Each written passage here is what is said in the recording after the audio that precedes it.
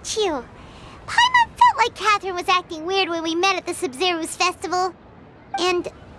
Dunyarzad, did you save her? It's a really long story. We shouldn't disturb her. Her consciousness is still weakened. Let's chat somewhere else. Let's talk about Dunyarzad first. It's such a relief that she's all right. After we parted on the last day of the Sub-Zero's festival, I left the city and saw what the Traveler had described. Among the countless dreams, I found one that was growing fainter and fainter. This proved my suspicion. Once Dunyarzad could no longer bear the Akasha harvesting her dreams, her consciousness began to dissipate. But this also meant it escaped the Akasha's control. Such a small fragment of consciousness can't last for very long, though. It will return to its original dream, where both will gradually fade until they completely disappear. I used all the power I had to keep her dying dream alive as long as possible, but it still wouldn't have lasted for much longer if it hadn't been for you two breaking the samsara. So it looks like we did manage to save Dunyarzad in the end. And not a moment too soon.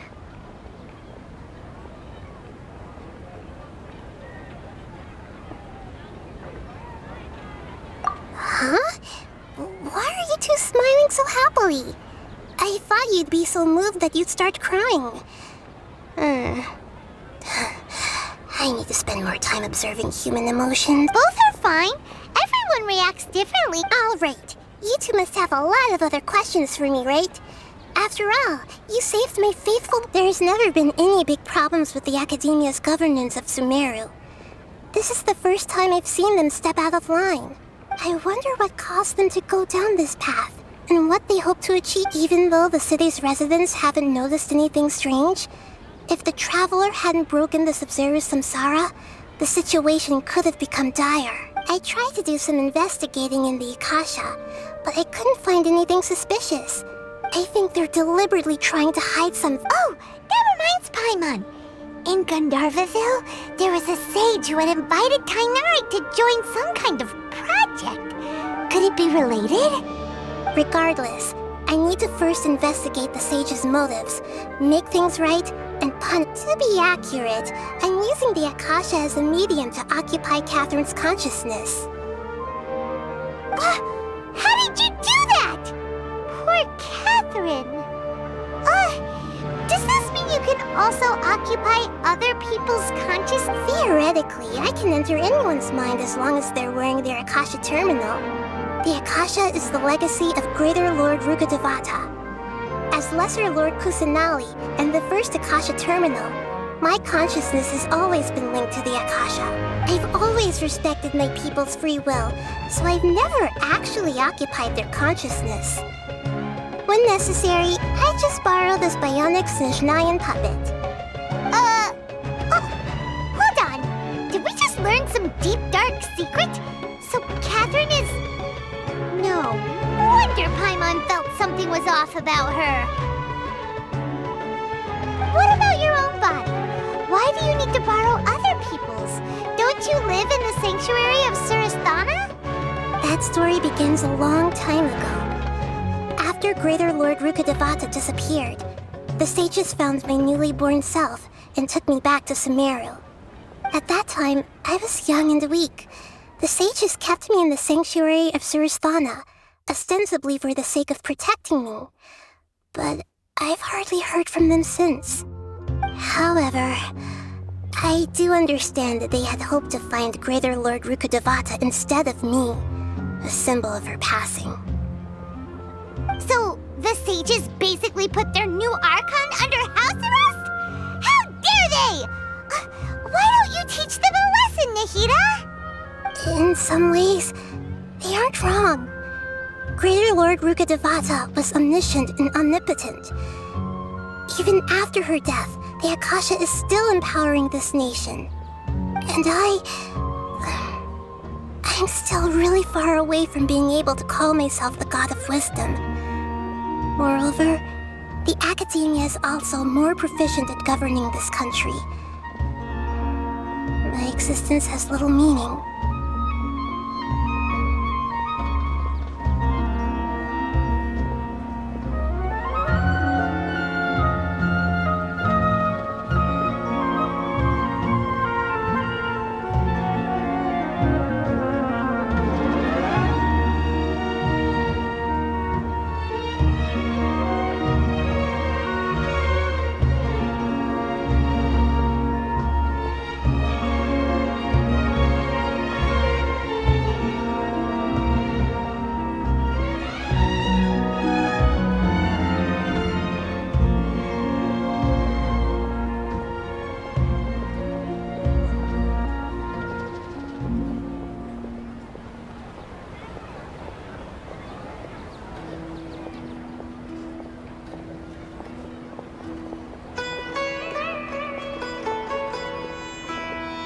Yeah, you got a lot of believers. Just look at the Sub-Zero's festival. Everyone who showed up truly loves you. Thank you for the kind words. But I honestly don't need physical freedom as long as I can connect my consciousness to the Akasha. Trying to find a way to save Irminsul is my life's mission and top priority. I will work on that, and try to live up to being a deity in the meantime. Every once in a while, I will also take up the duties of the God of Wisdom and enlighten a lost soul here and there. Doing all that should be enough.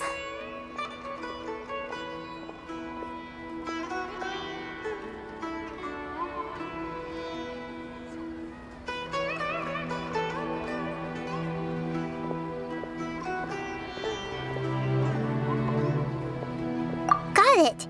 I hope my answers were satisfactory, seekers of knowledge. To be honest, maintaining Dunyarzad's fading dream took a lot of mental energy. I think I may need to rest for a while. Oh, and you don't need to worry too much about the Sage's activities for now. The Akasha won't be able to conduct another project on the scale of the Sub-Zero's Samsara in the immediate future. Go and get some sleep. Leave everything to us. What a relief. This is truly the most exhausting birthday I've ever had. Traveler? Paimon? Why am I here? Do either of you know? Maybe you were sleepwalking. You know you can't wake up a sleepwalker.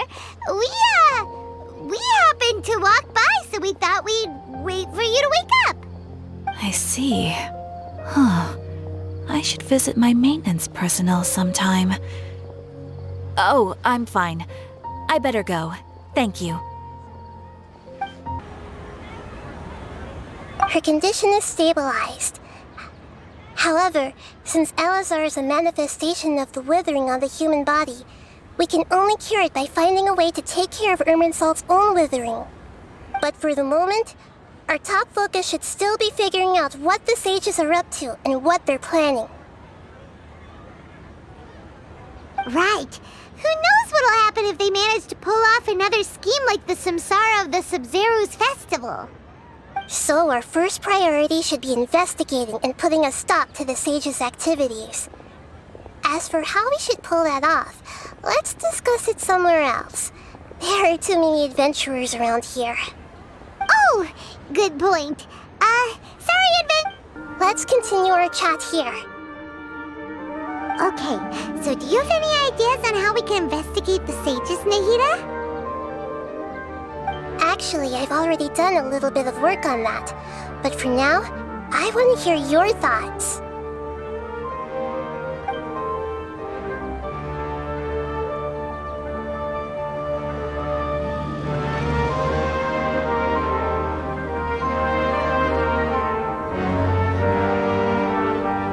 I've already tried that. But all the key members of the Academia, even the core 30 guards, intentionally avoid wearing their Akasha terminals. It seems that from the very beginning, they've been guarding against info leaks from the Akasha. Have you already caught the sage's attention? I'm guessing guessing not yet. But distrusting me would make perfect sense if they've ever paid attention to the urban legends about me. In any case, I probably can't take over their minds directly.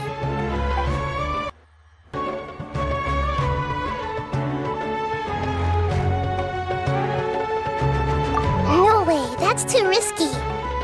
You mean it'd be too easy to get caught? No, it's not that. We shouldn't involve innocent students in this. A single doing that would be ignoring the safety of my people for my own selfish goals. How is that any different from what the sages are doing? That's a good point. Spoken like the god of Sumeru. We're in the dark as of now, since we still don't know anything about their goal. After all, every person... Are we really out of ideas? Nahida, you're super smart, so you already have something in mind, right? According to a popular theory from the Vahumana Darshan of the Academia, rejecting impractical motions at the beginning of a planning session will give more weight to the actual proposal. Okay, but aren't you the god of wisdom? You don't have to use that kind of gimmick to make us take your ideas seriously.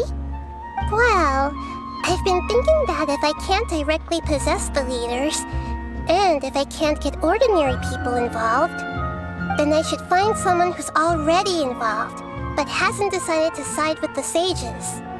You're saying we should recruit a spy? Oh, before coming back, we met someone named Alhaitham. He seems like he acts alone, and he likes doing stuff behind the Academia's back. They probably aren't in cahoots. Actually, I already have someone in mind. Do you still remember that female scholar named Sataria? Sataria. Paimon remembers now. Isn't she the one who's always trailing behind the Grand Sage of the Academia? We ran into her basically every time the Sub-Zero's festival repeat. Paimon still remembers the smug and mean way she always spoke to Nilu. I've always liked observing all kinds of people, and Sataria has always stood out from the crowd. She was born in the desert and was hailed as their greatest genius. Her academic gifts allowed her special admission into the Academia, and also gave her the opportunity to serve as the sage's assistant. Oh, Paimon didn't know she was from the desert. She must be pretty special then. The name Sataria means star. When she lived in the desert, she shone like the brightest star in the night sky. Later on, she was chosen by the sun. The star was given a place in the daytime sky to complement the sun's dazzling light. Soon after, the star witnessed the sun scorching the earth, which brought forth many disasters. The star began to waver. Instead of staying beside such a sun, wouldn't it be better to return and light up part of the night sky? But in the end, she couldn't give up the radiance of daytime. To cope with her shame, the star buried her guilt and closed her eyes. From the sound of it, Sataria's just hung up on the research opportunities here. But she doesn't really support the Academia. She still... Indeed. When they are presented with complex moral issues, many people will simply plug their ears. She's suppressing a lot of guilt.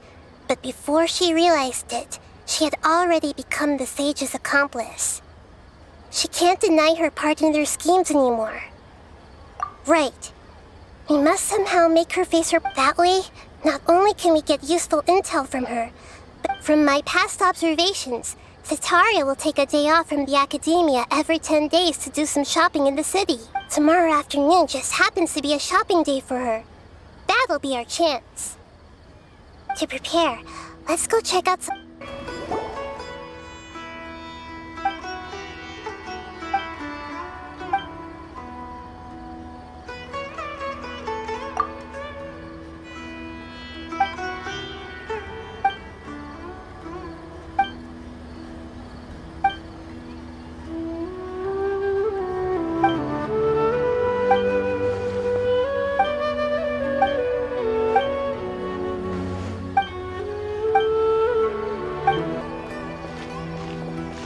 This should be Sataria's favorite fortune-telling spot. So should we ask the No, I already have enough. talking style? My poor lost lambs. Have you become troubled over your fates?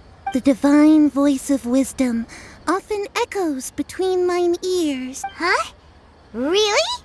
Nahida, you've been whispering things? Shh! My friend here has some doubts regarding his future. Can we get a... Of course. Uh-huh. It would seem that Harut and Marut are quite wary of you.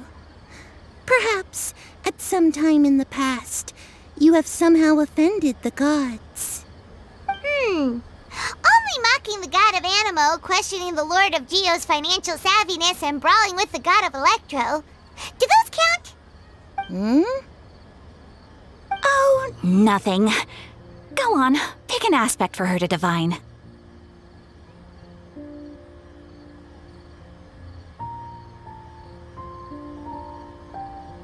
Love prospects? No problem at all.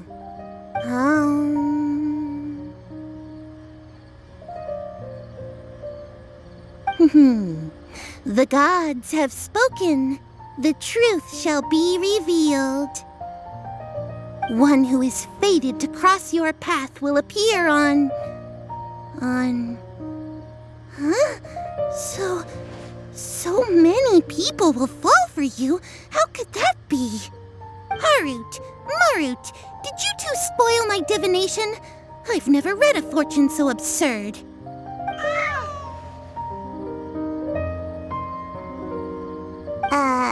Actually, Paimon thinks this is probably the most accurate fortune-telling you've ever done. I admit that the orientation of today's celestial matrix is, suboptimal. As such, there will be no charge. Is that so? If you were to bring some food offerings for Harut and Marut on your next visit, perhaps they could help you reverse the wheels of fate.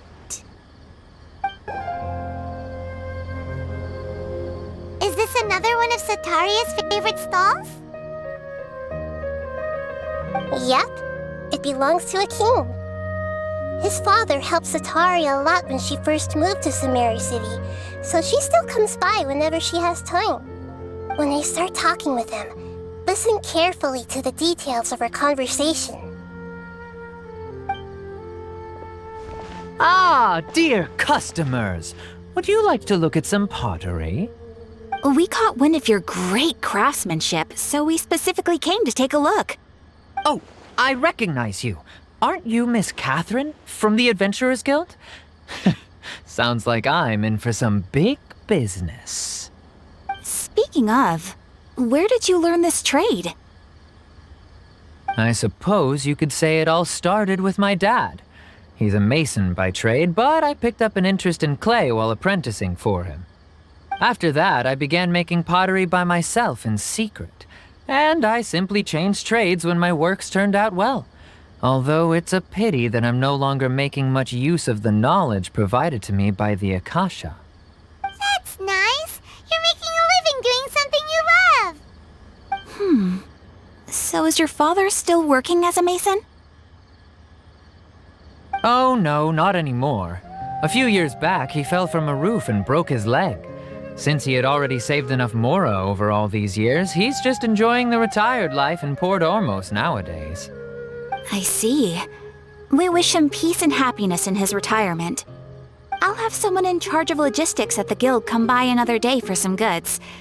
We'll leave you to it. Take care now. No problem. Rest easy, all our goods are sure to meet your every need. This should be our final stop. Sataria's always thinking of this restaurant when she's working at the academia, so she always comes by whenever she's out in the city. Nahida, you've really thought of everything. It's my duty to protect Sumeru's citizens, after all. Hi there. I feel like I've seen you down by the docks before. Huh? Sorry, I don't quite remember. If I recall, you were having a discussion with someone about shipbuilding at the time. Ah, that's right! I've always been really interested in feats of marine engineering. After all, I grew up in Liyue Harbor and spent my entire childhood staring at the ships going in and out of the port. I came to Sumeru to study, but failed to make it into the academia due to my lack of talent. But I'm still discussing all kinds of problems with different scholars, and I'm continuing to study and perform research from the restaurant's basement. I'm sure I'll get into the academia after their next round of exams. What an admirable spirit for learning! Amazing! Sure, but you'll find hardworking people wherever you go.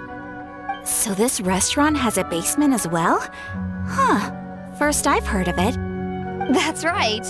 It's not usually open to patrons. Most of the time, employees use it for breaks or to hold private events. I see. Guess that makes sense. Well, good luck with your studies, Miss Chishan. Thank you so much. As long as I can make it into the academia as an official student, I'll be happy. So, was that everybody? Mm-hmm. 3 familiar faces should be enough for Sataria. What's the point of all the information we've collected? Nahida, you still haven't told us how you're planning to make Sataria face her problems.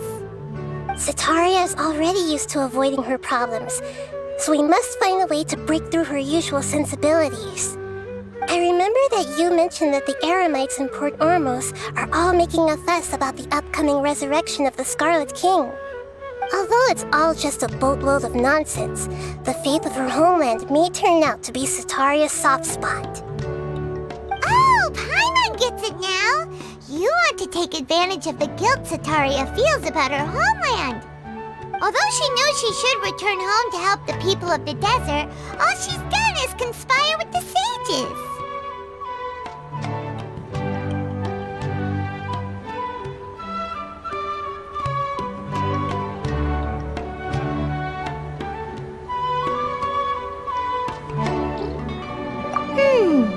So how do we set that up? Well, the Scarlet King is long gone, and Sataria is also too smart to fall for any simple tricks. If we simply engaged her under the guise of the Scarlet King's believers, she would definitely be wary of us, and we may not get anywhere. But if we were to borrow some of her close acquaintances to talk with her, her reaction would probably be very different.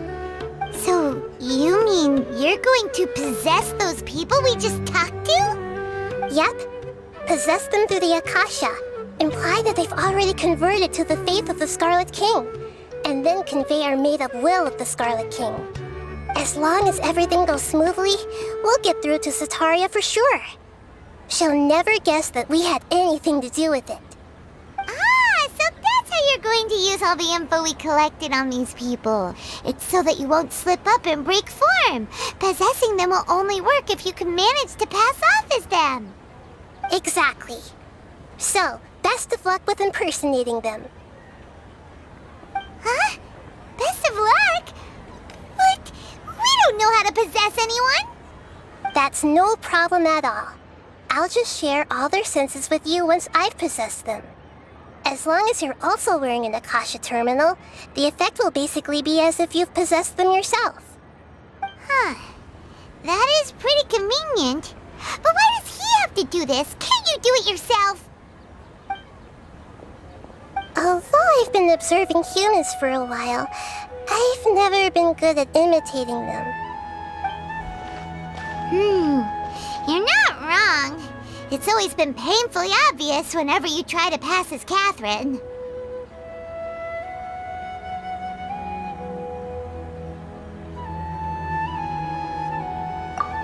If it was at all possible, I would have preferred to leave these people alone. Yeah, don't beat yourself up. Alright, then let's give...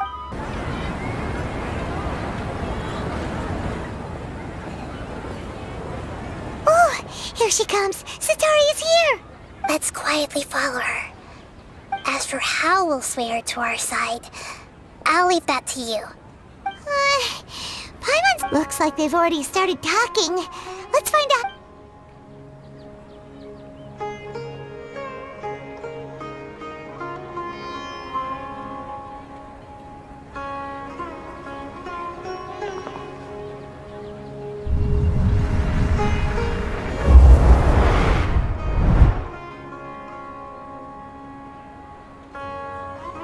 That's right. You really can't force anything when it comes to love.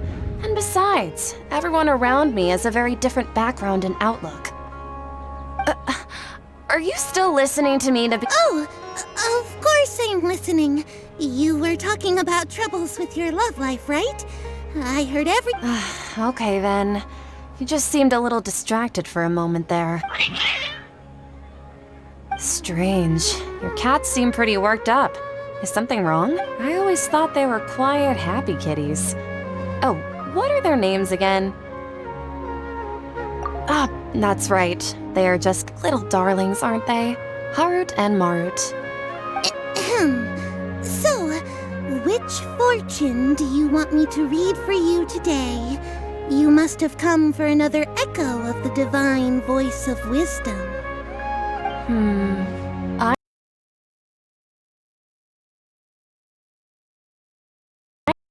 Another reading on my love prospects, but to be perfectly honest with you, I feel like I've been a real mess recently. A mess? Well, could you do a reading on how long it'll take me to finish my current project at work? I really just want to get it over with. I hear you. No problem at all. The gods will reveal the truth.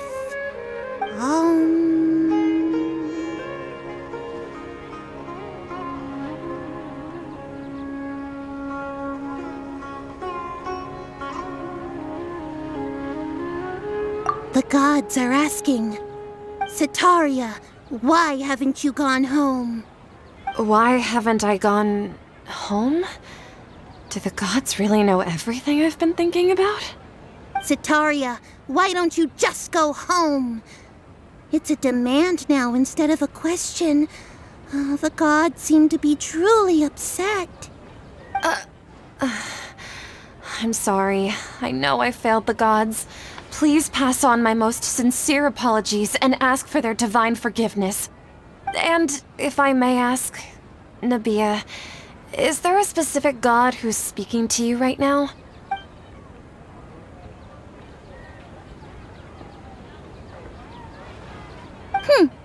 What an inconsiderate and naive question. The god who is speaking to me is, of course, the wisest and mightiest of all, the Scarlet King. The Scarlet King? No wonder he would make such a demand of me. Oh, wait a second. The Scarlet King passed away a long time ago. Even though news of the Scarlet King's resurrection has been spreading like wildfire, it's all just a misinformation campaign from the academia. How can the Scarlet King still exist in real life? What insolence! I am the Scarlet King's most loyal believer. Do you wish to refute his voice of wisdom? Oh, no. As a child of the desert, I am only reveling in his power upon learning that his divine glory has touched even this city. I will think very carefully about his demand of me. I'm sorry, I must go now. Wait!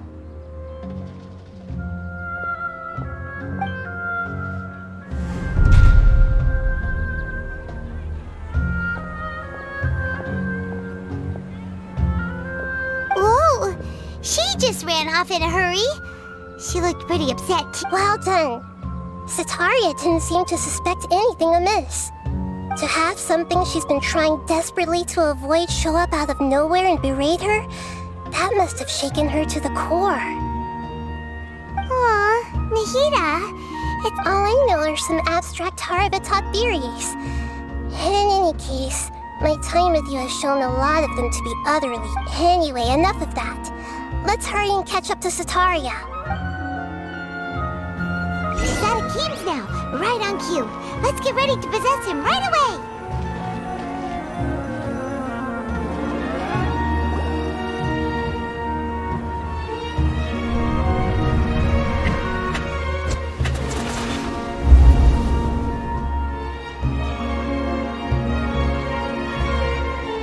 It's okay. I just got caught up in something. Oh, actually, didn't you ask me to help you look for work? What kind of work were you looking for again? Oh, right. Your old man's craft. How could I forget? Speaking of, how's he doing? Is he feeling any better?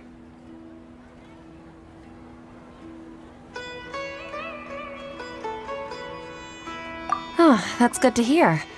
I've been thinking a lot about him. If I could get some more time off, I'd love to pay him a visit. Actually, while we're talking about him, is he still living in Port Ormos? Yeah, he's been retired there for a while. If you could find the time, please write him a letter. Please pass on that recently, faith in the Scarlet King has taken root in Port Ormos and has begun to spread across Sumeru. He has a quick temper and has always been a devout follower of the Dendro Archon. I don't want him to get into a fight with those Scarlet King believers because of a difference in beliefs. Oh?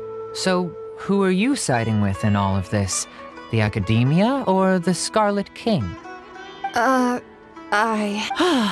so jealous of you. You were born a child of the desert, yet you chose to betray the Scarlet King, and now you spend all your time with those crooks from the Academia. Akeem, you don't mean you've also become a believer of the Scarlet King? What's so strange about becoming a believer of the wise Scarlet King? In fact, aren't you the strange one? The one who still can't pick a side? Can't pick a side? Me? Whoa! Paimon had no idea you'd be so good at this! You really zeroed in on the issue and put it right in front of her. It might feel a bit overwhelming for Sataria. But once everything is over, I'll...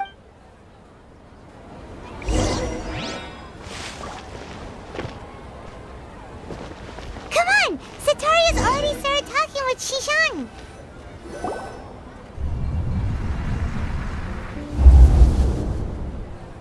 So, Shishan, have you noticed anything weird in the city lately?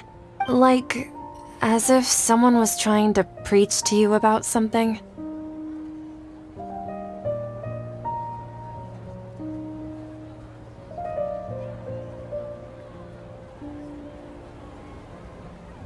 Wait, did you just say attic?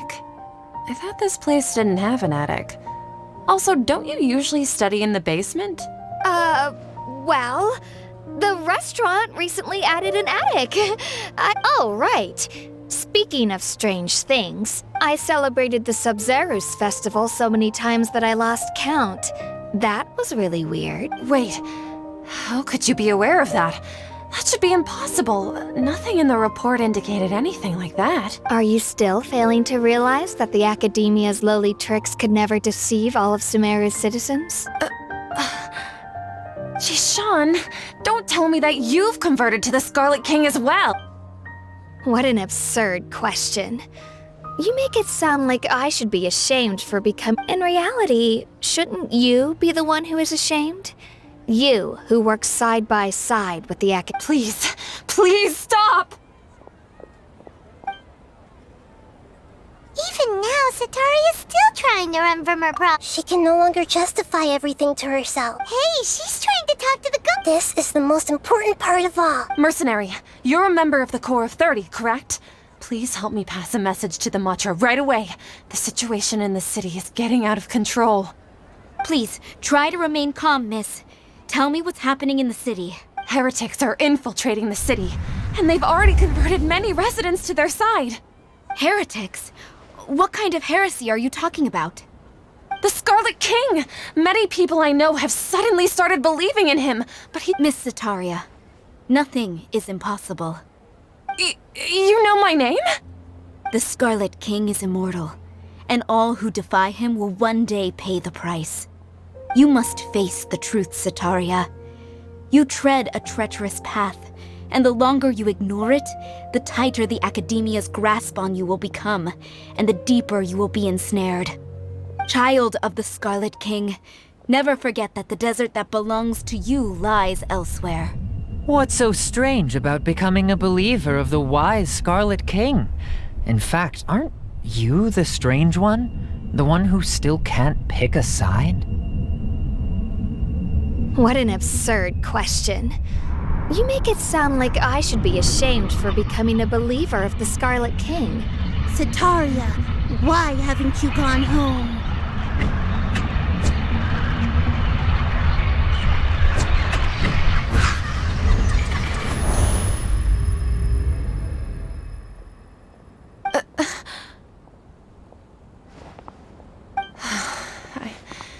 It seems that no matter where I run, I only keep finding more believers of the Scarlet King. I have to say, this is a familiar feeling. I've also been running from my guilt this whole time. Guilt over my part in the Sage's plans, and from ignoring the letters from the children of my homeland. But no matter how much I may try to ignore or get rid of it, my guilt always comes back. You won't necessarily lose your research opportunities by facing the truth. Besides, did you really want to conduct your research while carrying such heavy feelings of guilt? How do you know me so well? Are you truly just a believer of the Scarlet King? Or are you the god himself? That's not important. The important thing is to pass judgment on the academia and its sages, and to correct their mistakes. If you could provide some assistance in this matter, perhaps it could serve as a form of atonement. I've actually never believed in the gods, but I've always believed in serendipity. Your appearance must be a fated opportunity for me to get out of this wretched situation. Please tell me, what can I do for you? How much do you know about the sage's current activities? I was just one of the designers for the massed dream harvest scheme, which is what happened around the Sub-Zeru's festival. But I know very little about the full scope of the overall project. I'd assume that only staff with the highest clearance would have access to those confidential documents. I've just been working to meet the Grand Sage's specified requirements. However, there's something that's been really bothering me. I heard that a scholar who was previously expelled has returned to the city, and even the sages are still quite wary of him. To fight against the academia, we will need to figure out the nature and the purpose of their work. Is there a way for us to get access to the confidential documents you mentioned? It should be possible if we're willing to take some risks. After all, I'm an assistant to the Grand Sage, and I've been working on many tasks outside of the project. One thing, though, I won't be able to transfer the documents to you through the Akasha once I get my hands on them. The sages have always closely monitored all activities within the Akasha. Let me see... let's use the most primitive method. Send someone to pick up the documents tomorrow evening at the Academia entrance. The Academia entrance. Wouldn't that be too conspicuous? Don't worry about that. I assure you, this won't be a trap. I'm only suggesting this location because it'll draw more scrutiny for me to leave the Academia again. It'll be safest for me to distract the guards long enough to... All right, I trust you. So, if I were to successfully complete this task, would it mean I've atoned for my wrongdoings? That'll depend on the judgment of the Dendro Archon. The Dendro Archon. That's right. Her people are the ones we have endangered. As the god of wisdom, she's also the one responsible for judging and guiding the scholars.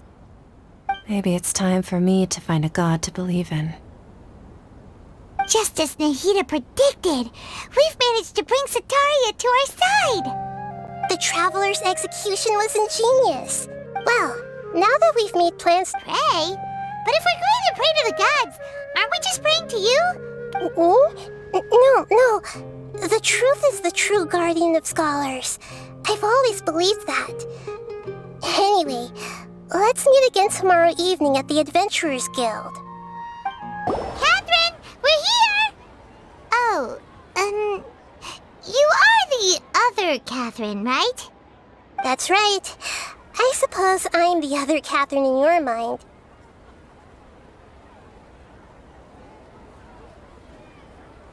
Shh! We're on a secret mission tonight, so we need to protect Catherine's identity. Yep, Paimon's right. We cannot fully rule out the chance that the meetup tonight is just a trap. If something were to happen, my existence may be the only trump card we'll be able to play. After all, the academia should still be unable to confirm the existence of my consciousness in the outside world. Yep, exactly, just what Paimon was thinking.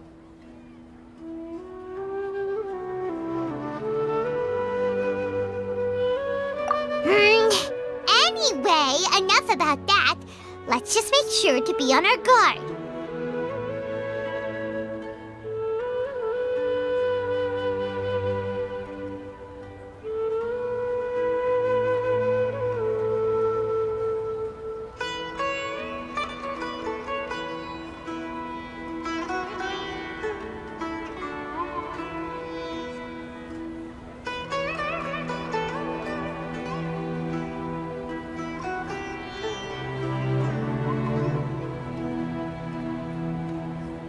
Off? What do you feel is off? It's the middle of the night. Of course it's quiet. You're not getting paranoid, are you? No, I think he's right. It really is a lot quieter than usual. If you look around, there seems to be fewer people on the streets. I'm not sure if this is the case for the entire city, though. Huh. Maybe it's just a coincidence. Maybe Sataria figured out a way to not only distract the guards, but also to get everyone to go to sleep early, just so we can exchange the documents in peace. I also can't quite figure out why things feel a little off. But now that we're here, let's go ahead and meet her as we planned. Well, regardless, as long as you're here with us, Paimon feels a little safer. Huh. There really aren't many people out right now.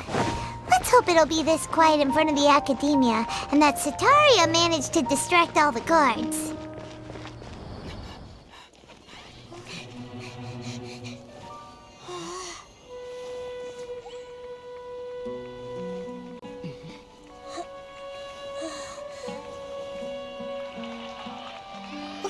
What are all these people doing here at this hour of the night? Ah, the triumphant hero returns at last. And to a rather spectacular welcome, even if I do say so myself. You're the outcast, expelled from the academia. Indeed I am. Although these days they tend to call me the Doctor.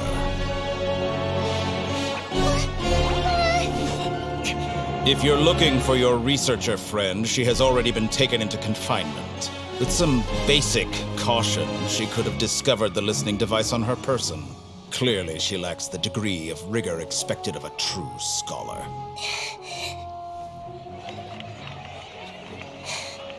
The people of Sumeru City.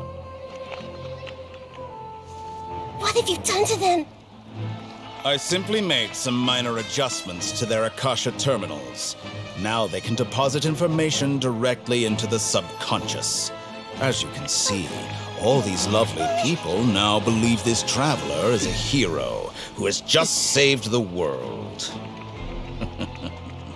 My experiment is a success.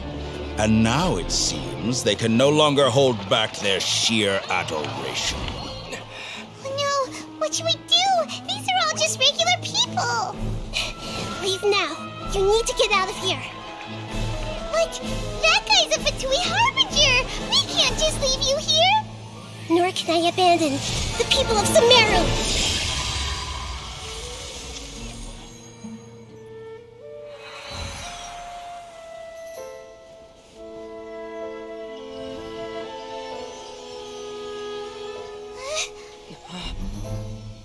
Don't worry.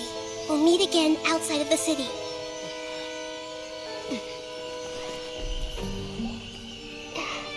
I see. You appear to have overridden their mental faculties with your own consciousness.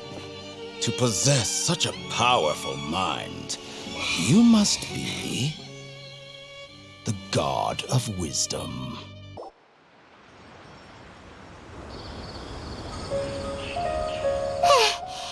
should be far enough. Is Nahida going to be okay? We only made it out because of her. Paimon wasn't counting on running into it. He called him, and that even the sages are wary of him. Yep, sounds like she must have been talking about the doctor. Yeah, now that the doctor's in the picture, we're no longer just dealing with the academia. They're in cahoots with the But what are the Fatui after this time? Another Gnosis? Yeah, things would be a lot easier with Nahida's help. Nahida said we'll meet again outside of the city. But we can't just keep waiting around, right? You mean... Oh, right! Wasn't he invited? Even though he turned it down at the time, he might still know something. There's no time to lose. Hold it right there. A blonde-haired traveler and a floating fairy. We've got you all right. Take a look around. You've fallen right into our trap. Are you mercenaries? Core of 30? We're nothing like those government lapdogs. We are an elite brigade that commands the highest commission rate in all of Sumeru. We're here on the orders of a client known only as the Outcast. The Outcast? But why wouldn't the doctor just send the Fatui after us? Still wasting time on idle... You're up, traveler! Germinate!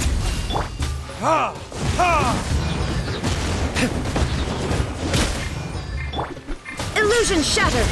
Teamwork is dreamwork! Let's light it up!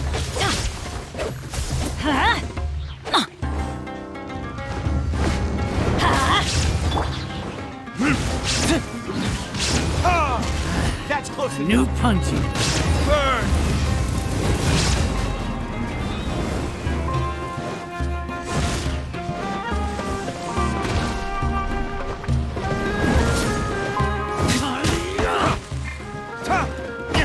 Let's light it up!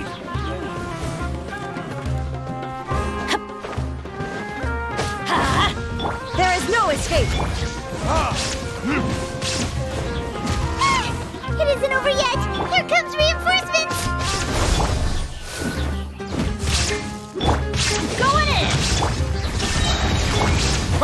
Try to keep up. Off we go! Tricks up your sleeve.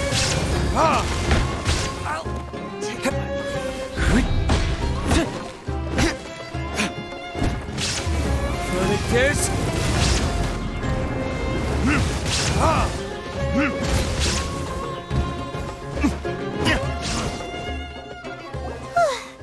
That was pretty rough. Is that what elite mercenaries are like? Yeah, looks like we'll have to keep our guards up. But this doctor guy seems like a pretty tough opponent. He knew exactly where to set up an ambush. Going up against smart people is tough. For the next interview, I think I'll start with these questions. Rainforest is the best place to live. Oh, it's the traveler in Paimon. Kale! It's nice to see... To be honest, I'm not doing too well. My LSR has been progressing at a faster rate lately. I'm finding it harder to complete more intricate tasks. As a result, Master Tainari is taking me off the patrol schedule. He will only allow me to stay here and coordinate other people's tasks. Oh, Kale!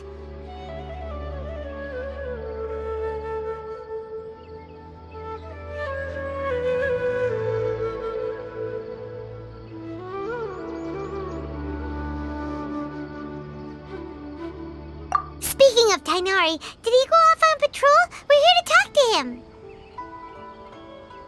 Oh, Master Tainari? You just left the Avidia Forest a little while ago. He was headed to Party's DI. Huh? He left? But isn't Tainari always saying that he never wants to leave the Avidia Forest? He even turned down the Sage's invitation. I thought it was weird too. Master Tainari always prioritizes his work as a forest watcher above everything. He almost never leaves his post. He left in a hurry this time, though.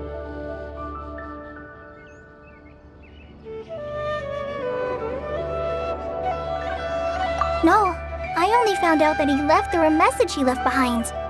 He also made sure to delegate all his tasks using a schedule. To leave in such a hurry? I'd guess he had something urgent to take care of. Master Tainari originally studied in the Amorta Darshan of the Academia, and Pardis Eye is something like the Amorta's research base. Many rare shrubs and grasses have been planted there for research. I know that before he became a forest watcher, Master Tainari once spent a long time conducting research at Pardis Eye. A research base, huh? Gotta wonder what kind of research Tainari just decided to work on all of a sudden. Oh, we don't have a lot of time, so let's go look for him at Pardis Eye.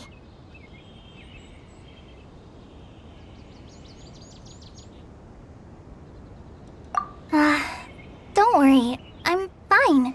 I'm used to living with Elazar by now. If you run into Master Tainari, please send him my regards. Got it. Will do. See you later, Kale. Wait! Look who it is! Thank goodness you're okay. We were so worried about you. Hey! This was supposed to be a touching reunion, but you're Actually, it's very smart of the traveler to be wary of me right now. After all, the doctor has shown that his technology can apparently even control human mind. Plus, it's not like you could have known what happened after we split up, and I was even a pool of stagnant water after a torrent. Paimon feels like only the real Nahida could come up with such an obscure analogy. Huh? But I wasn't trying to win your trust or anything. Well, we understand that point now. Please, Nahida, tell us more. When you left, I was still in the middle of restoring everyone's minds.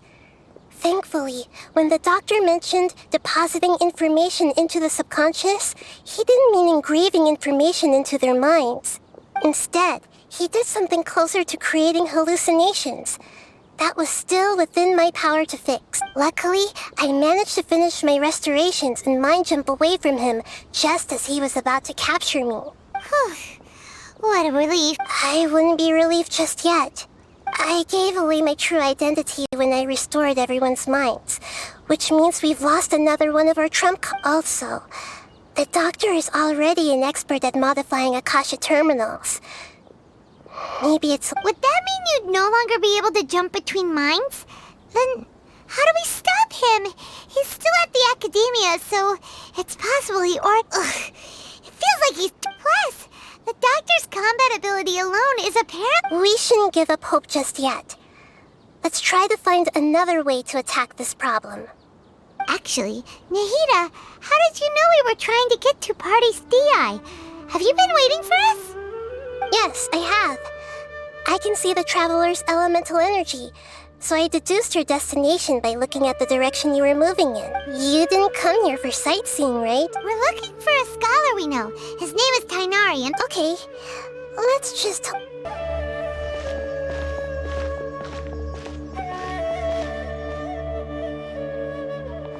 Traveler? Ah! The voice! It's Hypatia! What a pleasant surprise! Who's this? She's a scholar we met in the Avidia Forest. When we last saw each other, Oh, I see. That's right, we're old friends. Hypatia, you're way too excited about this. Wait, no. Did you already finish your training and reach Pariporna life? What do you think? My consciousness has already managed to make contact with the divine. You did it? Congratulations! It's so exhilarating to share this when my consciousness made contact with the gods. What a supreme and That sounds incredible!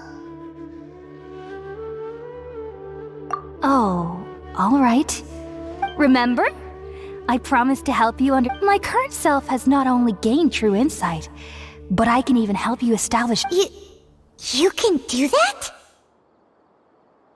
I've never heard of anything like that, but if... Hold on. I brought some Spirit-born ale with me. Where are you? All right now. Hold my hand. I'll help you with... Okay. Ready?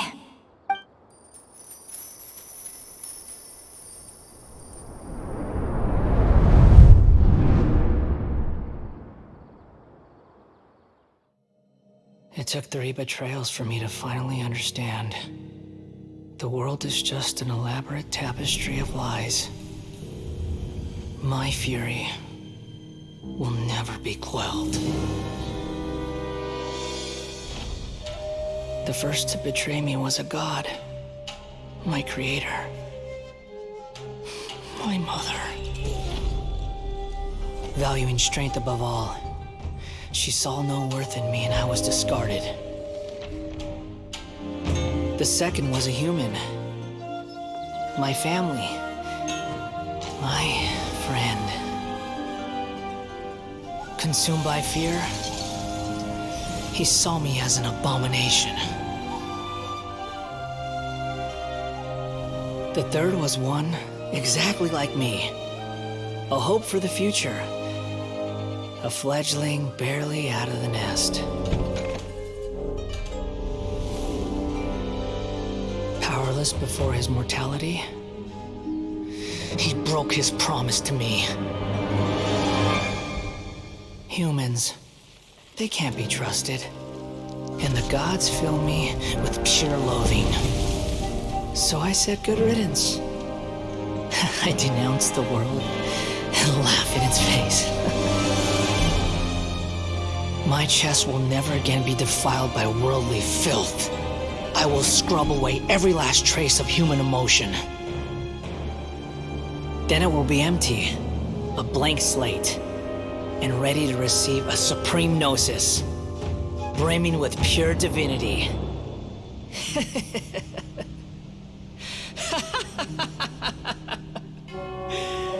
There is no need to fear. The pain will be brief. Your era is coming to an end.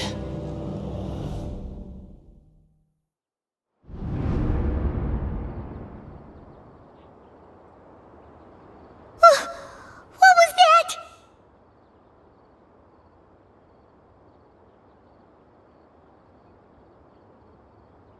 Did we actually just see the Balladier's memories?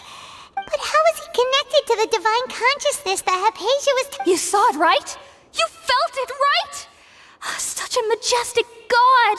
Such, alas, shame. If only that which beats within my chest wasn't a filthy mortal heart. Oh, great and... Do you understand now? I'm afraid this is no Purna life, but rather... Ah! You! Why are you so mean to me? I found divine wisdom. Shouldn't I... Hypatia? That's how I always thought everything should be. Wait, have I already lost my mind?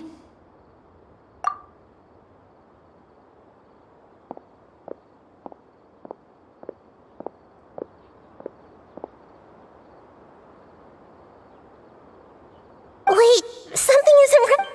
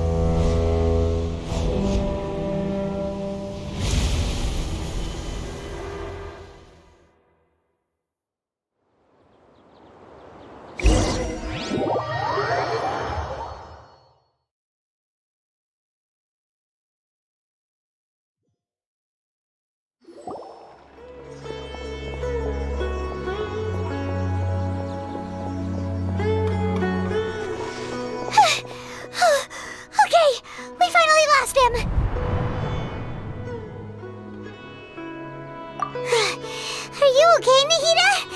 Wait, no. Something feels different. Oh, the Traveler's back?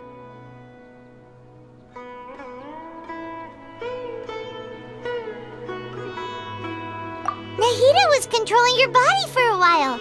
It seemed like she jumped over to you as an emergency measure right before the cavern. After that, Tainari heard the commotion and came over. He helped us defeat the mercenaries and then he ran with us all the way here.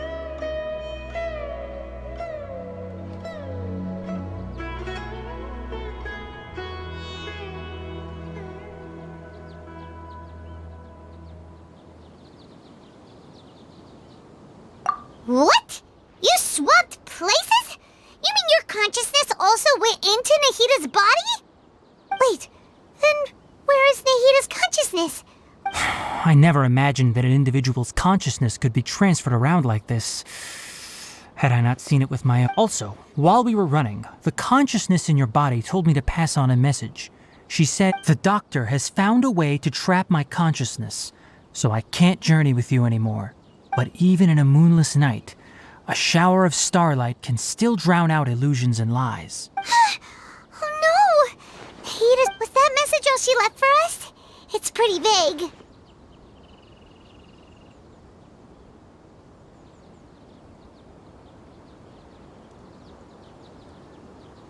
Oh, that makes sense! Since the doctor captured her, she won't be able to say anything without it. Even in a moonless night, a shower of starlight can still drown out illusions and lies. Huh. Paimon knows the moon illusions and lies are from that alchemical divination. Didn't Nahida use a starlight analogy before? It had something to do with Sataria.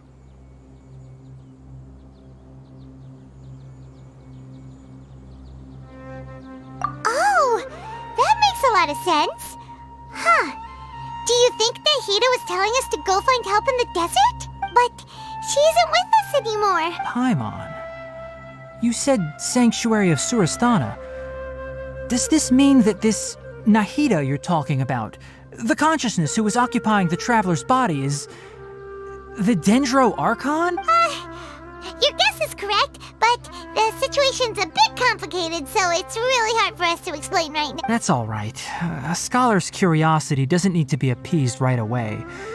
As for the complicated nature of the situation, safe to say I have witnessed that for myself. I've spent some time with you, and it looks like the Dendro Archon's also on your side, so... Thank you, Tainari. Oh, actually, we came here to ask you a question. What do you know about... Ah, that... While I was indeed invited to join that project, the sages were always secretive about its scope and goals, so I eventually declined. All I know is that that project has something to do with the restoration of Irminsul. Huh? Did you see something when you were in Nahida's body?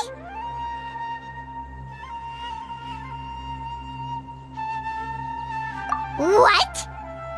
Do you have any evidence?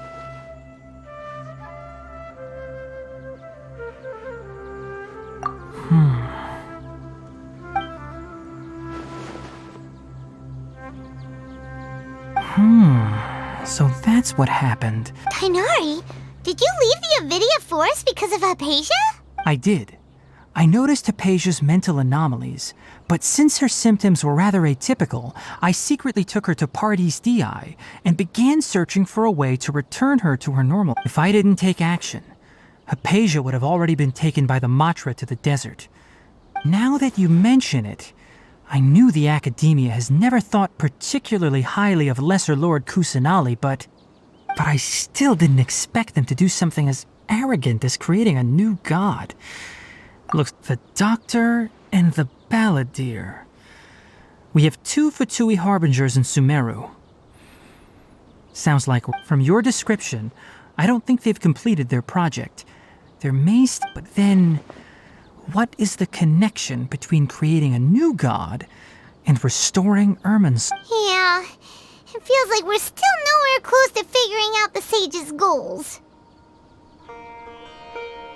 Right. We've pretty much gone over everything we... I'll stay here for now.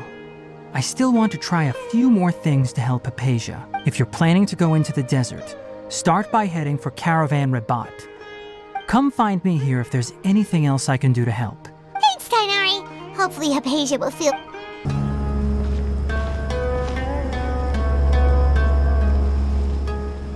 We finally made it to Caravan... So, just past this wall is the desert, huh? Oh, wow. Paimon remembers hearing people call this the Wall of Samiel. It's made to block sandstorms from the outside. Oh, if it's this tall... Enough gawking. Come on, follow me. Huh? Over here.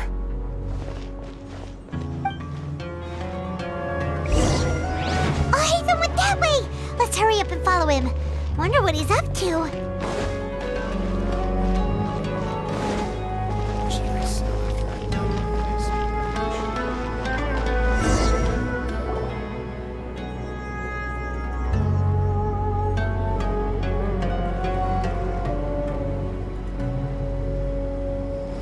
What the...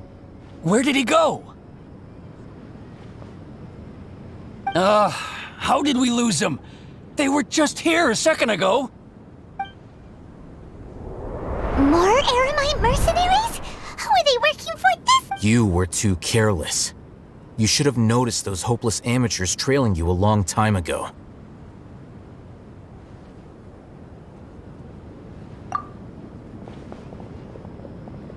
There's no need to thank me. I've never cared to keep track of personal favors. All I did was correct a mistake I happened to come across. It's a habit I developed at the Academia. You really gave Paimon a scare, Alhaitham. We never thought we'd run into you here. Last time we met at Port Ormos, didn't you say you were going back to the Academia? Wait, don't tell Paimon that you're here to take us back on their orders! Oh, so you've already landed yourselves on the Academia's hit list. I can't say that I didn't expect it. However, had I wished to turn you over to the Academia, don't you think you'd already be the Eremites' honored guests by now? Oh, right. You do have a point. I have no interest in running errands for that project. As a scholar, and these days, you're more fascinating than anything the sages can offer. Not quite. To tell you the truth, I'm still investigating the Divine Knowledge Capsule. Unfortunately, I've run into some difficulties. Everyone says the capsule originated in the desert and was eventually moved to Port Ormos. If I am to get to the bottom of this, I must understand how the capsule first came to be. Which brings me back to you and why you're so interesting. The leader of Ain al-Ahmar used the Divine Knowledge Capsule right in front of you, and upon seeing him, your expression became perplexed, and you were lost in thought for quite some time.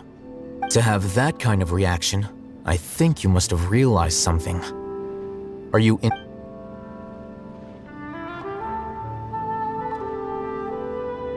Alhaitham, you really have a ridiculous eye for detail. What kind of person even notices or remembers stuff? So that's your answer. Well, I do work for the Academia after all. So considering that, it is indeed wise to keep your cards close to your chest. But that does prove you do have some undisclosed information about the Divine Knowledge Capsule. Am I right? No matter. Rather than simply learning the answers from you, I'd still prefer to investigate on my own. That's right! We have the same plan as you! But we... Then I'd suggest starting with Aru Village. It's the largest settlement in the desert, so it'll probably have more resources. It's always better to travel with someone you know. Before us lies Aru Village, the safe haven of the desert folk. Whoa, this landscape is really something else.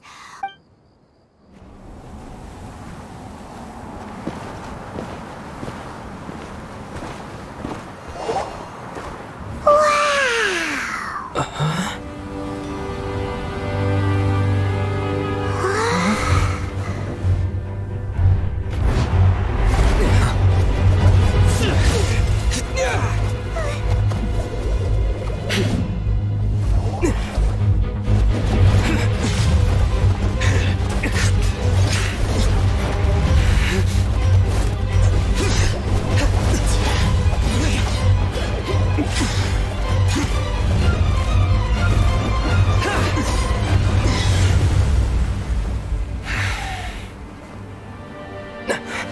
Sino.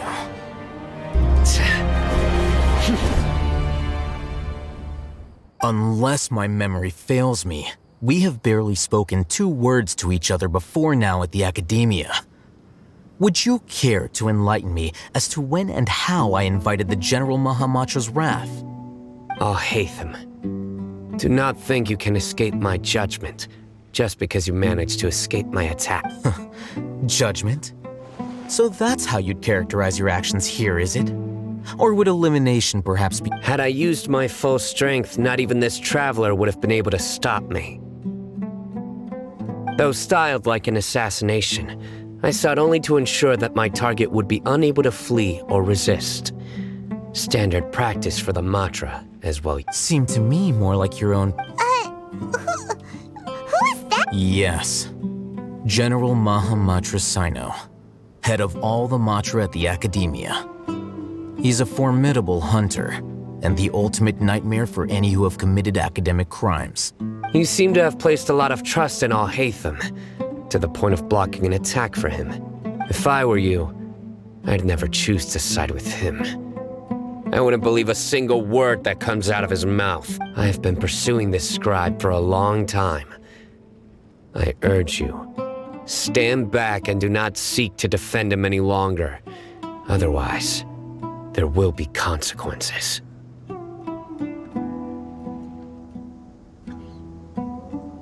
Has Alhaitham done something wrong? Paimon doesn't think he's as bad as you've made him. I won't waste my breath explaining things. Haytham, I saw it during our fight. Take it out. The divine knowledge capsule you're hiding on your person. Unless you want me to retrieve it for myself. Very perceptive of you. Nothing escapes a Matra's senses. Wait, the divine knowledge capsule? Didn't it fall into the Matra's hands in Port Ormos? No wonder you speak with such confidence, Sino. But I must admit, I'm very curious. What does this— and why, as General Mahamatra of the Academia, are you all alone in the desert? As far as I'm aware, the other Matra have been speculating about your disappearance. Have you been given a mission that's, let's say, morally dubious? If I was the real target of your mission, what was stopping you from simply using your authority and resources to judge me within the walls of— I should have known you'd be difficult to deal with. You two? Ugh! What should we do, Traveler? Paimon feels like we can't trust either of them! Ahem. Well, look at you two, acting all tough and self-righteous over there. Wait, Dia?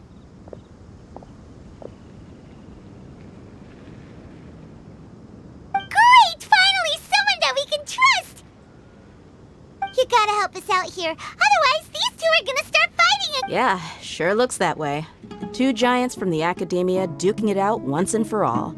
Not something you get to see every day, that's for— Listen, I know you academic types love to fill up your big brains with self-righteous morality and lord your empty rules and virtues over each other. But how dare you bring your petty disputes into the safe haven of Aru Village? It seems like someone's gonna have to beat some sense into your thick skulls until you finally learn to respect these grounds.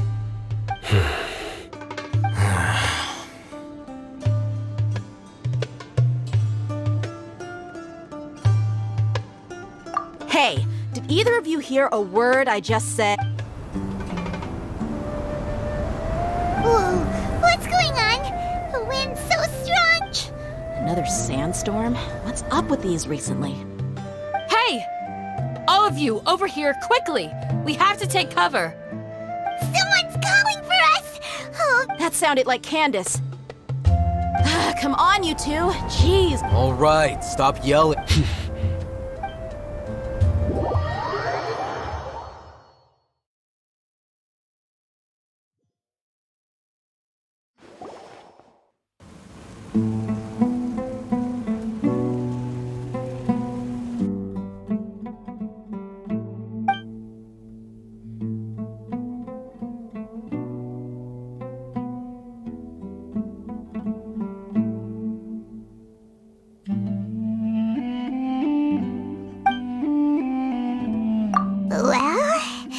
goddesses. Hey, wanna play sardines with 3 people who wanna tear each other limb from limb?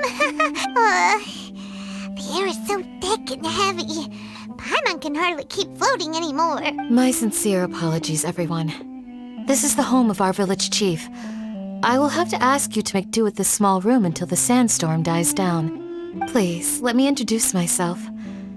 I am Candace, protector. Our savior has come at last! Nice to meet you, Candace. The name's Paimon. Thank you. There's no need to thank me. It's only right to help each other when the weather gets rough. Wow, she's so gentle and caring, like a nice older sister. Unlike those. All right. Now that we're all better acquainted, we should return to the topic. As a guardian charged with the responsibility to protect my fellow villagers from harm, I was observing your conflict from afar. And now that you have set foot within our village itself, it is all the more my responsibility to make absolutely sure that you pose no threat whatsoever to us. So please, have an honest and sincere If anyone dares to start anything again while they are under this roof, I will not hesitate to send them out for some quality time with the creatures of the sandstorm. And that goes for you too, Miss Dia. Do I make myself clear? All right, we got it, Candace. That's what I like to hear. I was supposed to be a mediator, but I might have gotten a little too involved just now. Anyway, one of those two should probably start talking. Wait, that was you trying to be a mediator? I have nothing to hide. So there's no shame in while Al-Haytham wasn't wrong about the other Matra not knowing my whereabouts, it's not because I've been assigned a morally dubious mission. Rather, I've chosen to exile myself. Huh? A little while ago, I discovered that there was data missing in the Academia's project planning and development files. What little they did report clearly did not match the project. As General Mahamatra, I had the responsibility and authority to request an audit.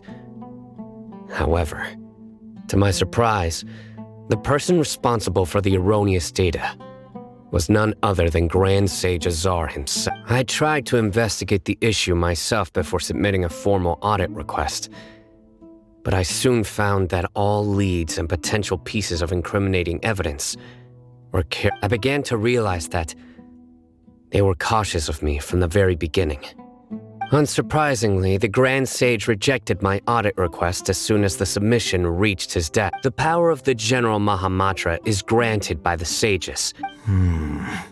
So they really... I realized then that to the Grand Sage, the Matra are nothing more than tools for the sages. The vows that we took, the principles that we strive to uphold, they are meaningless to the... I believed it would be wise to flee the Academia before the sages had a chance to take action against me. I will never give up on this investigation. There's no need for someone else to give me power. Sino seems to have the same goal as us. We're all investigating the sage. Plus, now that he's no longer the General Mahamatra, he somehow feels a lot less scary. Well, Sino, if that's your story, then why did you see Al-Haytham as a target? When I was investigating the matter in the Academia, I overheard a conversation between Al-Haytham and a sage. The sages asked you to investigate a blonde-haired traveler. Do you dispute this, Al-Haytham? What? Like many parts of the project, this assignment was undocumented. Now throw in your suspicious behavior with the Divine Knowledge Capsule, and I think we deserve an explanation. Yes. I was indeed tasked with investigating the Traveler. Al-Haytham! After all, the promised reward was so great that hardly any scholar could have refused. The sage told me, once you've completed this assignment, I can give you a glimpse of divine knowledge. A most enticing offer. Unfortunately, those academics don't know me at all. Their words contained one key piece of information, namely that divine knowledge indeed exists. That gave me all I needed to know. From my perspective, the sages are far from trustworthy. Think about it. Isn't it a little so? I began my own investigation following the lead of the Divine Knowledge Capsule. Had I been less guarded, I probably would have ended up like that Ain al-Ahmar mercenary, incapable of remaining sane for long enough to hold a conversation. You mean that the sages originally planned to dispose of you, using one of those capsules that drive people insane?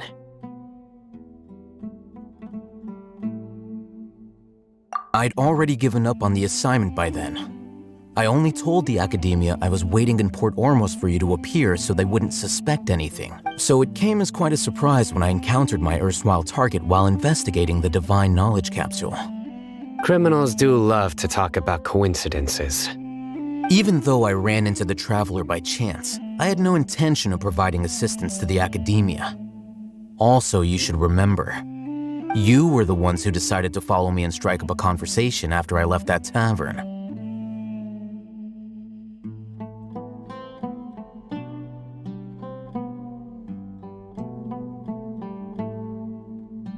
That's true. Al-Haytham helped us out at Caravan Rebut. I'm willing to apologize if that's worth anything to you. I took the Divine Knowledge Capsule behind your back because I judged its existence to be a significant risk.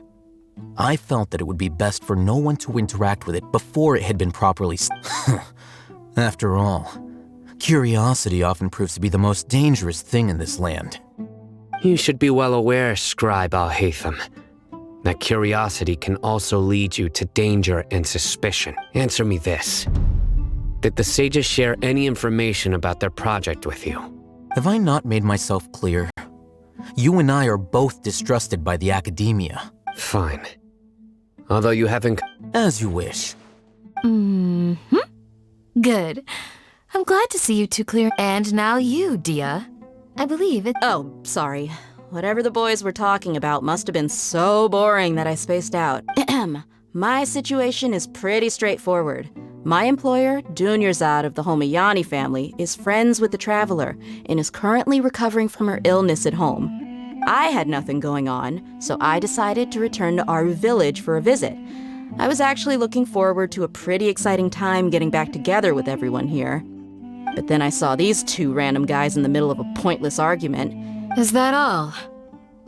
Well, I will admit that definitely sounds like your style. In that case, welcome back, Dia. That's more like it. I missed you all so much, Candace. Whoa! What was that sound? No need to worry. Now that you're no longer at each other's throats, please make yourselves at home. I'll take a quick trip outside to clear out some of those creatures in the sandstorm. Creatures? In the sandstorm? Fighting in a sandstorm is not for the faint-hearted. Anyone without extensive training in these conditions is at a disadvantage. Yeah, just leave them to Candace. Don't worry, she's as tough as they come.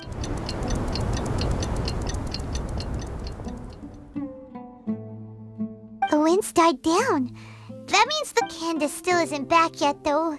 When you put it that way, even I'm starting to feel a little worried. All right.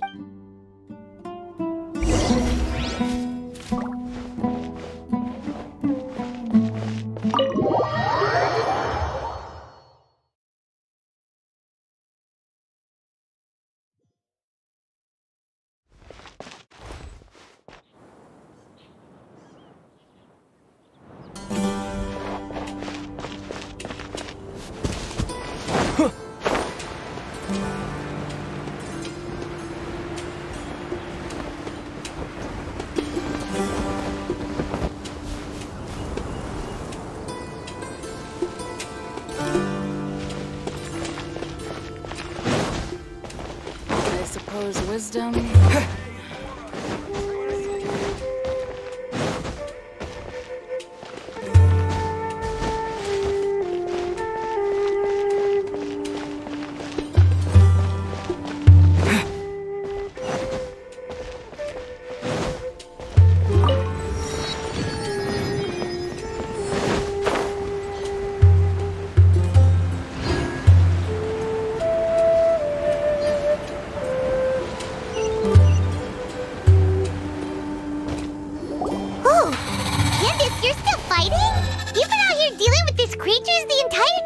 Yes. They just keep coming in waves. I've lost count of how many I've defeated. Before I realized it, even the sandstorm had stopped. Ah! Here comes another wave! Leave this round to us.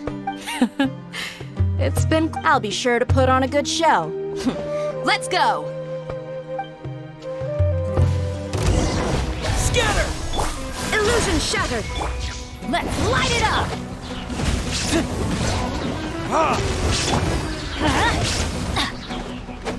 Propagate! Spring forth!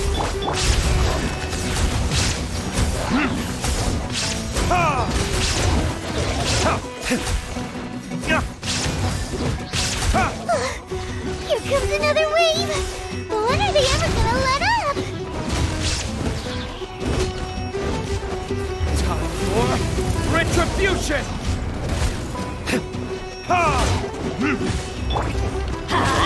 Teamwork is dreamwork! Scatter!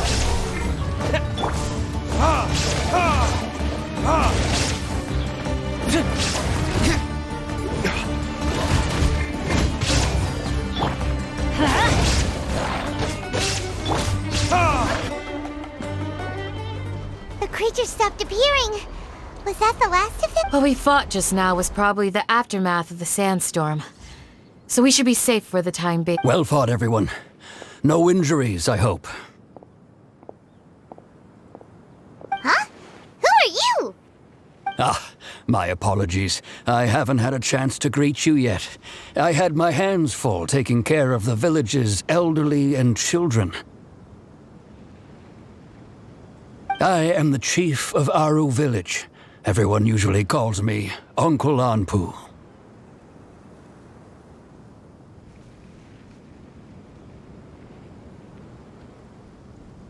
Sir, I am also originally from the desert, but I have not been back for some time now. May I ask if such sandstorms are common? I can't say they've always been common, but recently the storms have become increasingly severe and frequent. Besides sandstorms, we also occasionally get earthquakes. According to an investigator who stayed in the village a while ago, these unusual natural phenomena are related to the withering of Irminsul. Another effect of Irminsul's withering. So, Irminsul's withering causes withering zones in the forest, and sandstorms and earthquakes here in the desert? Everything in the natural world is inextricably connected to Irminsul. These regional symptoms can indeed be a reflection of Irminsul's present state. Everyone in Aru village needs to take good care of themselves. Speaking of which, why haven't I seen a single village keeper since I got here? Village keeper? Who are they? Village guards like Candace? Does your curiosity know no bounds? Village Keeper is how Aru village refers to mad scholars exiled here by the academia. Most of them are scholars who lost their sanity after a period of training in the Avidia forest. The academia believes that their crazed mutterings may have a negative effect on the psyches of other scholars. So, they're forcibly exiled to the desert. Though if you ask me, it's all about— Alas, that's exactly what we've been trying to investigate. One by one, the village keepers have been mysteriously disappearing without a trace. But no one in the village has ever seen them leave. If you're planning to stay around the village for the next few days, I'd appreciate it if you could keep an eye out for them. I've had encounters with those people in the past. I'll see what I can do to help. The Matra are the ones responsible for their exile. Now that you're no longer with them, are you trying to alleviate your guilt and atone for your past sins? I'm fascinated by how you think. Mock me if you will, but if you are guilty, I will eliminate you, regardless of my position or identity. Oh, you're the former General Mahamatra. You must be an expert in these kinds of investigations. Thank you for your help.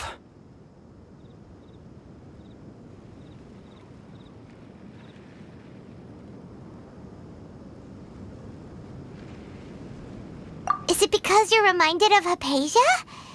Oh, these poor scholars. First they lose their sanity, now this! We need to help get them back home, safe and sound. But, is it really a good idea to tag along with Sino?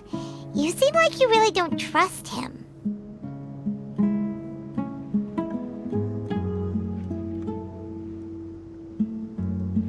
I'll be grateful for the assistance. No doubt you will do a better job than some of my former subordinates. Let's start by finding a spot to share what we know so far.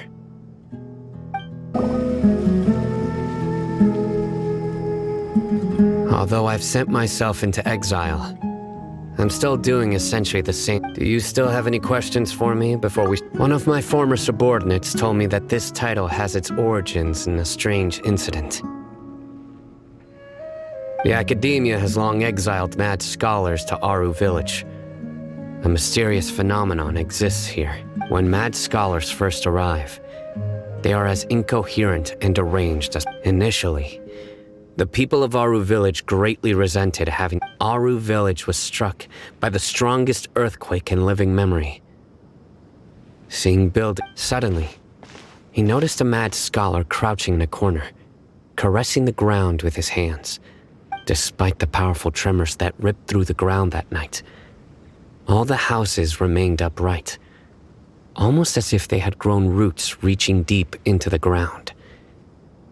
In the end, not a single building collapsed, and no one was hurt.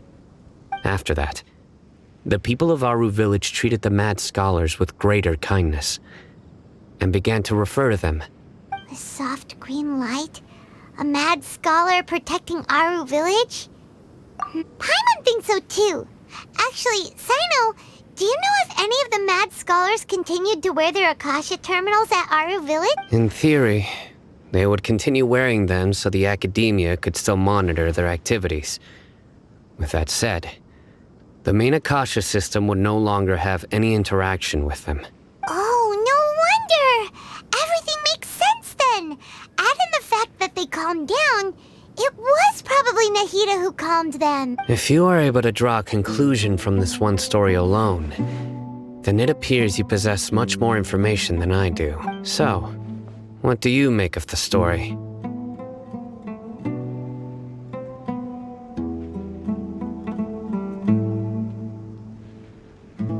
Really? Lesser Lord Kusanali. What? You don't believe us? Lesser Lord Kusanali was definitely using the Akasha to give her power to the mad scholars! No, it's not so much that I don't believe you. I'm just struck by your reasoning. Lesser Lord Kusanali, the current Dendro Archon. Is she really active in Sumeru? The Academia has always placed far greater importance on the late Greater Lord Rukkhadevata. They've more or less ignored Lesser Lord Kusanali. In addition, I've never heard any stories about Lesser Lord Kusanali and her deeds. To me, she might as well have been a god that never existed. No way! Nahida definitely exists! She's a... How should Paimon put it? She's a good Archon who's kind and wise, even if she says weird stuff sometimes. I've spent many years interrogating criminals, so I can easily tell when someone is lying. Good! Then you should know that we're telling the truth! That look in your eyes. I've never seen that from a liar. You two really must have met Lesser Lord Kusanali. How can this be? To think, our Archon has been amongst us this entire time. Alright, now it's our turn to put our skills to good use for this investigation. But easier said than done, especially since we don't have any leads. Excuse me, are you here to help me find my grandpa? Huh? Who are you? By the sounds of it, a resident of this village. My name is Isak. Is your grandpa a mad scholar? Hey, don't say that. Grandpa is just Grandpa. Why do you have to call him that? The person you're referring to is not a local, yet you are. Why do you call him Grandpa? Grandpa is just Grandpa. He's my family. I heard everything you said to the village chief. Please, you gotta take me with you. I wanna... Ah, so you're the one who was eavesdropping on us around the village chief's house. I was planning to go out and take care of whoever it was, but I had a vague feeling that they didn't harbor any ill intent. Whoa. Hatham wasn't kidding about Matra having sharp senses. Sorry. I was only listening in because I wanted to know where Grandpa went. All right.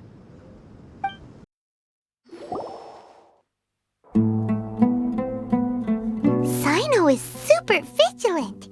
Is this what all the Matra are like? Ah, you're back already. We just wanted to confirm something with you. Do you know a boy by the name of Isak? I had a feeling he'd go looking for you. Huh? You knew this would happen? Yes. Although he tried his best to stay hidden, I still noticed him eavesdropping outside the window. He really wants to get his grandfather back. Isak's parents were both Aramite mercenaries who rarely returned to the village after finding employment in the city. He was raised by his grandfather. Unfortunately, it was only a few years before his grandpa passed away. Isak was still very young at the time, so various families in the village took turns caring for him so he could survive. Later, an elderly mad scholar arrived at the village. Isak thought the scholar bore a striking resemblance to his grandfather, and thus often spied on the man. However, the scholar was unkempt in appearance and incoherent in speech. Although Isak referred to the man as his grandpa, he was afraid and didn't dare to approach him. One summer night, the oft mumbling and bumbling grandpa suddenly calmed down and seemed to become more lucid. He even noticed Isak hiding in the distance. So Grandpa walked up to Isak and patted him on the head. He even took Isak to the entrance of the village, where he patiently taught the boy the names of the stars and accompanied Isak until he fell asleep. The next morning, Isak woke up and wanted to go find his grandpa again, only to realize his grandpa no longer recognized him. However, even so, Grandpa retained his calm expression. It's said that those who saw the scholar claimed he no longer appeared to be crazy, but appeared to be living in his own world, almost as if he were sleepwalking. Isak was thrilled that his grandpa was able to find peace and would follow him all the time, asking him things like, "Grandpa, want me to take you somewhere fun?" Or, "Grandpa, could you tell me stories about the stars again?" All this somehow just makes Paimon feel really sad. It seems like they both deserve so much better. Perhaps. Nearly everyone who lives in the desert has some form of hardship or regret. But even so, we must still continue on with our lives. It's also my reason for fighting. I must continue to protect this land.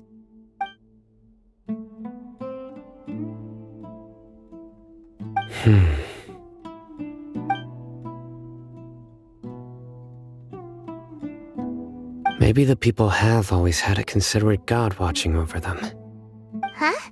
What did you say, Sino? No, nothing. As long as Isak keeps his word and doesn't get in our way, we can take him along. Perhaps you are more compassionate than I gave you credit for. Please accept my thanks on Isak's behalf, Sino. Hey, Isak! Oh, it's you guys! We've cleared everything up. Let's go find your grandpa. Really? Wow! Thank you so much!